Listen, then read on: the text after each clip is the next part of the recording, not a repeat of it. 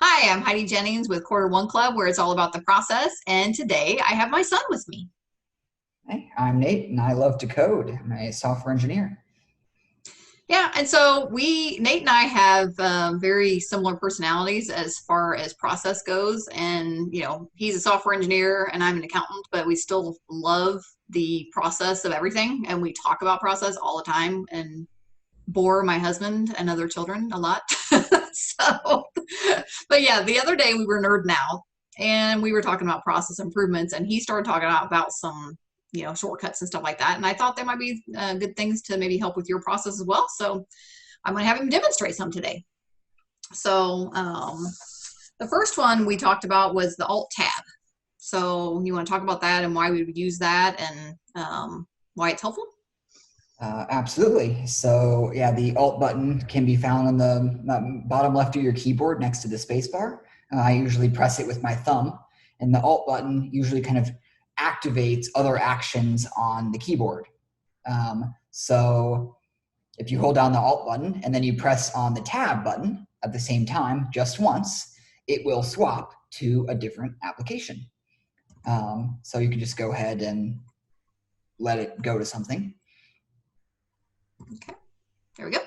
And then if you press it again, just let it go to something specific. Okay, so let's go to Adobe here. All right, there's my Adobe. I guess the coolest feature of the Alt tab is the ability to swap between two applications really quickly. So if you hold Alt and then you just press Tab once and then you let go, it goes to one application. And then you do it again and it actually goes back to the last thing that you used. So it's really useful for entering data. If you have information on one screen, you need to move to a different screen on some sort of software. Yeah, and I like that the fact that you kind of can leave your hands on the keyboard rather than kind of going back and forth and all that kind of stuff. So yeah. So let me demonstrate what happens because I've seen this happen before. Sorry for my dog coughing. That's what that sound was.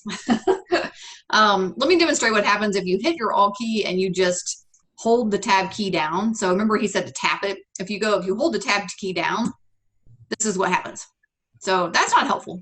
So don't hold your Tab key down, just hit the Alt and then tap. And as you can see, it's highlighting the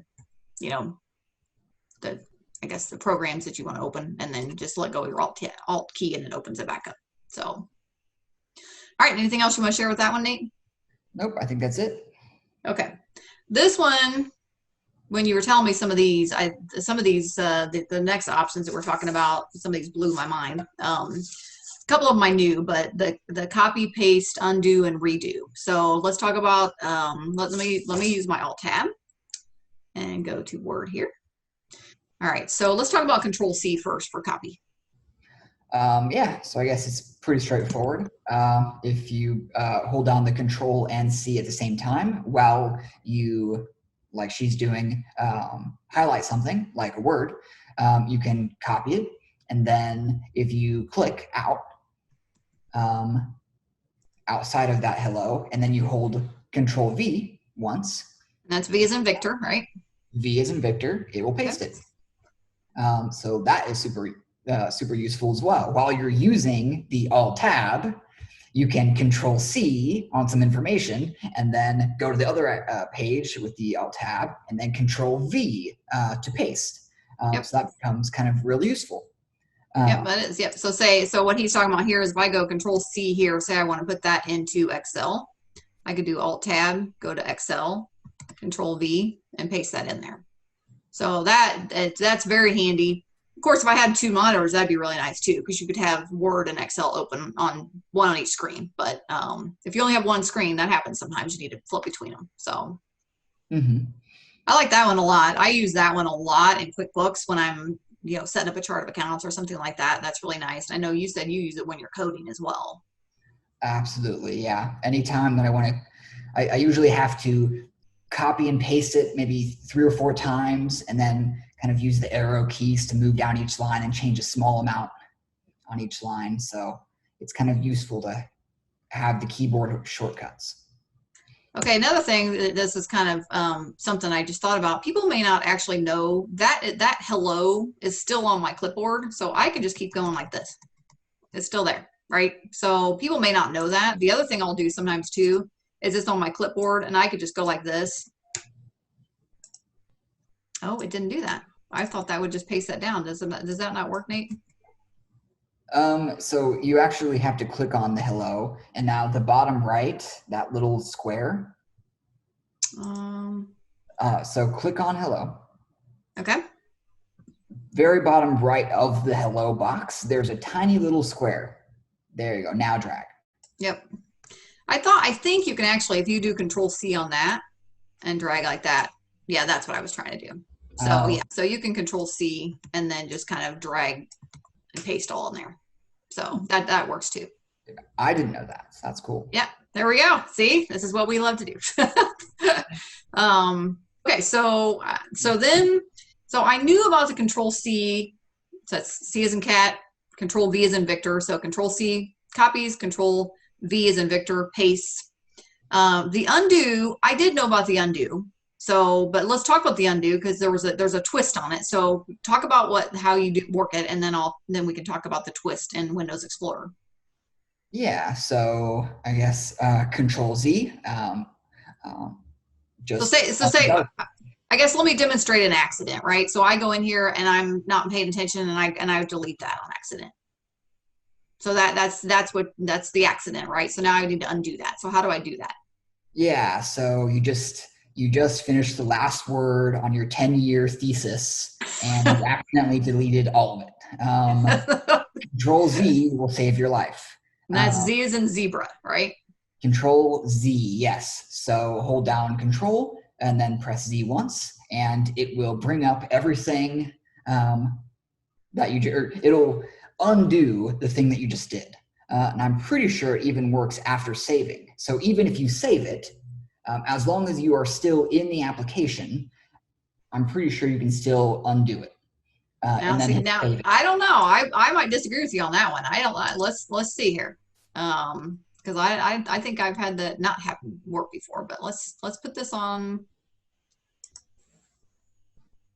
Let's just put this here in documents here. Okay, So it's saved. it's saved. Yep. Um, So let's delete this. So you want me to delete this and then try to undo it? Delete it and then Control S to save. Okay. And then Control Z. Ah, I did not know it did that. That's awesome. It did not used to do that back in the day. Now I'm dating myself a little bit, but back in the day, if you saved it, you were screwed. So And I think it's because it's the software itself that's keeping track of your last action. So once you leave the software, you're screwed. But okay. as long as you stay in it, you still have access to your last action, and you can still undo and get back to where you once were. Well, once again, mind blown. I did not know that. So that's awesome. So that's cool. So Control Z can be a lifesaver. Now, what you told me that day that really blew my mind, though, is in Windows Explorer. So let's go to Windows Explorer and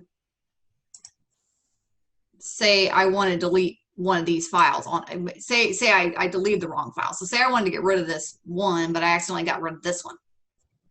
So you're saying if I delete this and I hit Control Z, that will undo it in Windows Explorer.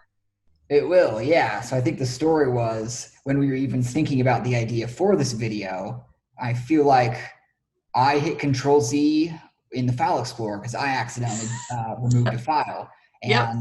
And Mom was completely blown away that Windows allowed you to Control Z after deleting a file, and it would bring it from the recycle bin back to where it just was.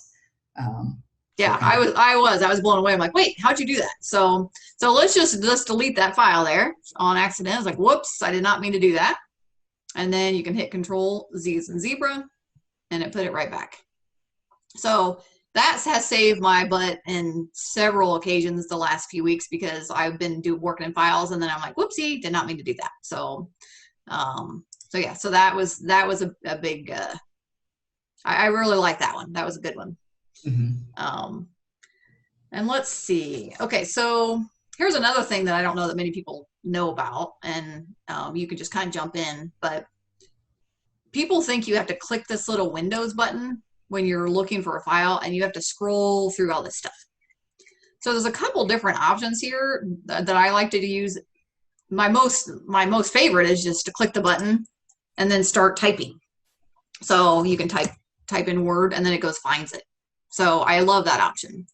The other option you can do is you can click your start button and then you can click the letter and it'll put it all in alphabetical order.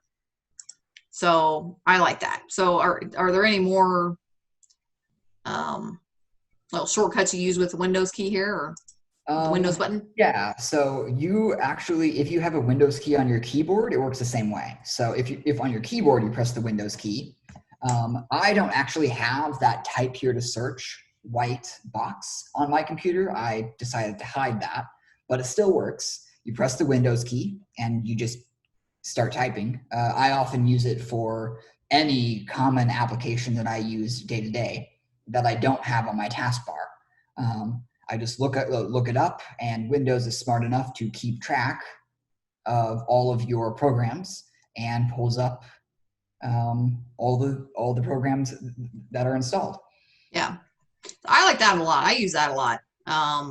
Probably not so much the alphabetical thing. I mean, this is kind of nice, but I don't have enough programs to make that really worthwhile. So for the most times I just click the little, just click and just start typing. So I like that one.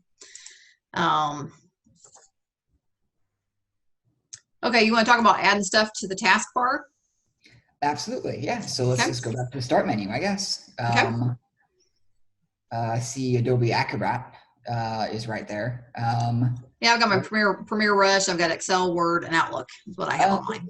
Let's actually do Access all the way up at the top there. The very first A. If you right click on it and do the More, pin to taskbar.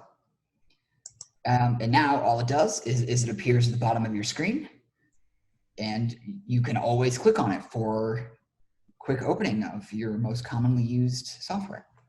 And if you right click on it, you right click on Access and you can unpin it. So no harm done if you don't want it there anymore. I just did that recently with the software I didn't use very much. It's just kind of convenient if you know in the next 6 months you'll be using a particular software a lot. Pin that to the taskbar. So what if I don't want this all cluttered down here? What if I want it up here? How do I do that? So I'm pretty sure. I think it says here, just pin to start. Is that how I did that? I don't use Is that how I did that, Nate? You're more of an expert on that feature than I am. Yeah, so I must have pinned it to start. So that's what I did. So, because a lot of times I don't like all this to get all cluttered up here. So I pin them to start. So like I could put my Adobe Acrobat pin to start, and then I could just kind of have this here. So, that's kind of personal preference, whether you like which one you like to do, or both. I have a couple of them in both spots, but, so yeah, so let's think, okay. Oh, and here, let's talk about the minimizing all the windows. How does that work? Yeah, so this you may not use very often, but sometimes it's useful. You want to see your desktop, but you have a whole bunch of crap open, and you don't want to hit all the X on all of them. You actually want to keep all of it open. You just want to see your desktop. And I don't want to have to go like this: minimize, right, minimize, like that, right? So yeah. So that's kind of the pain. Open up a whole bunch of crap. Yep. On the bottom right, there's actually a small little rectangle at the very bottom right. So if you watch my mouse, it's like going all the way down here to the corner. And you have to have a surgeon's hand in order to hit that, really. I mean, it's kind of ridiculous. I don't know why they didn't make that bigger, but because no one even knows it's there probably. Yes, I bet there are a lot of pro game gamers that got contracts specifically because they could click on that button. Probably. So anyway, so it's right to the right of this notifications, and it's a little tiny sliver, black little sliver, and if you hit that, then I'm back to my desktop. So that's basically what that does. And try and click on it again, because I'm not sure. It may actually open up what was already open before. Ah, I did not know that. That's cool. That's pretty nifty. I did not know that. So it's a toggle. It's show desktop versus show what was just open. Yeah, that's cool. I did not know that. So once again, it's every time we talk, it seems like we find the little hints for each other. So yeah, so I think that was all I had on the list. Is there anything else that you want to show? No, I think that was everything. All right, well, I guess we'll wrap it up. Thanks for joining us today, and thank you everyone for joining us, and we look forward to having you join us on our next video where we can share some more process tips. Thanks, and have a great day. I look forward to it.